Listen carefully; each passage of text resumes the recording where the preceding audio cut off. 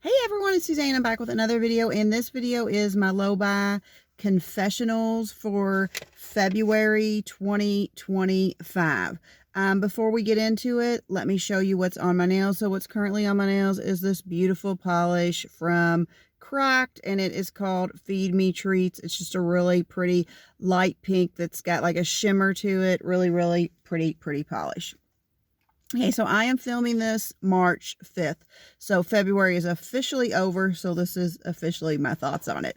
So let's do my boxes first. So for my boxes for PPU, I had 8 on my wish list and I wind up purchasing 2. And this, I could kick myself for this. Okay, so I had 8 on my wish list. I looked it over up and down. I narrowed it down to 5. I was like, I really want these 5. And I was like, okay, you're going to get these 5. But then I like scrutinized this list. Like I was like zooming up on these pictures, like really like nitpicky and nitpicky, being nitpicky with them. So I got it down to 3 and I was like, I cannot get this any lower. I want these 3. I'm going to get these 3.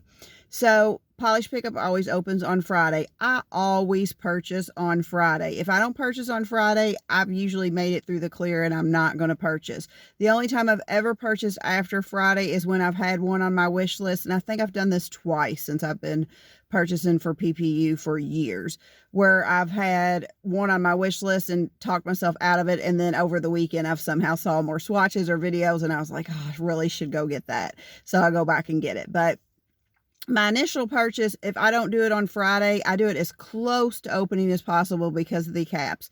But if I make it through Friday without purchasing, I'm not going to purchase, usually. This is the only exception. This is the only time it happened. Okay, so Thursday night, I was laying in bed, and I had, like I said, I narrowed it down to these 3 polishes. And I was just like, do you really need those 3 polishes? Is your life going to be any better? Are you going to feel better about, you know, do you need those polishes? Basically just talking to myself about different things, you know, in my mind and life. So I decided I'm going to skip. I am going to skip. So Friday comes, I skip. So I'm like, I've never, like I said, never bought an initial purchase after Friday. So I'm like, I am good. So Saturday, Glisten and Glow does a live on Instagram, and I get on there. It said something like,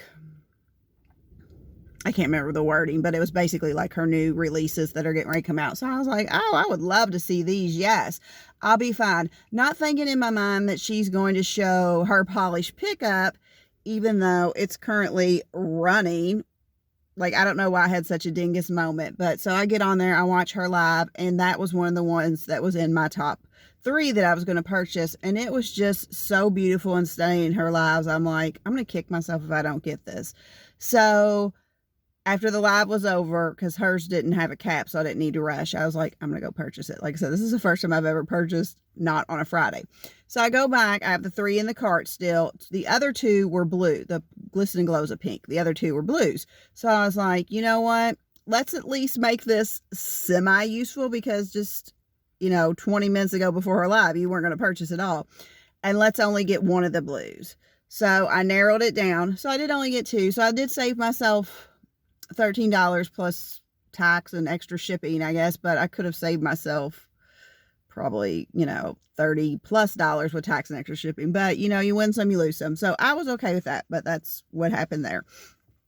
I just want to tell that story because I was like so sure I was going to skip, but then I didn't. Okay, so for HHC, I had 9 on my wish list. I did skip. For Little Box of Horrors, I had 7 on my wish list. I did skip. Polished Gamers box, this month wasn't a buy month, so I didn't have to worry about that. So for February, I am still tempted by this pink that BCB put out in January. I think it's called Pheromones, from her Smut collection. The pink is everything. So I'm like, I don't know, should I allow it in? Because I'm still thinking about it. I'm like, maybe if I have 1 month where I don't buy anything from the boxes, or like sometimes I'm like, if I don't buy from HAC and I don't buy from Little Box and I don't buy from Polished Gamers, should I allow myself to get it? I don't know. as of right now, like I said, March 5th, I haven't purchased it, but it is still on my mind. The other thing I was tempted by was Lurid had some overpours, and I had a bunch of those in my cart. Like you can go onto her site before she opens and set up a wish list, not my cart, but wish list like PPU does. I had a bunch of those, and I just thought, a lot of them were mysteries. You had descriptions, but you didn't have pictures, and I was like, I'm sure they're all beautiful, but I'm like, how many of these am I going to keep, and how many are going to go straight in the giveaway when I have a ton of giveaway polishes, so I'm not in any dire need there. So I was like, let's just skip it. So I was proud of myself for skipping that Lurid, because that was hard, because I did want those overpours. So moving on to purchases. So I did purchase from Victorian Varnish, which is acceptable on my Lowbuy. I purchased 7 polishes, which seems like a lot, but I did purchase 7 polishes.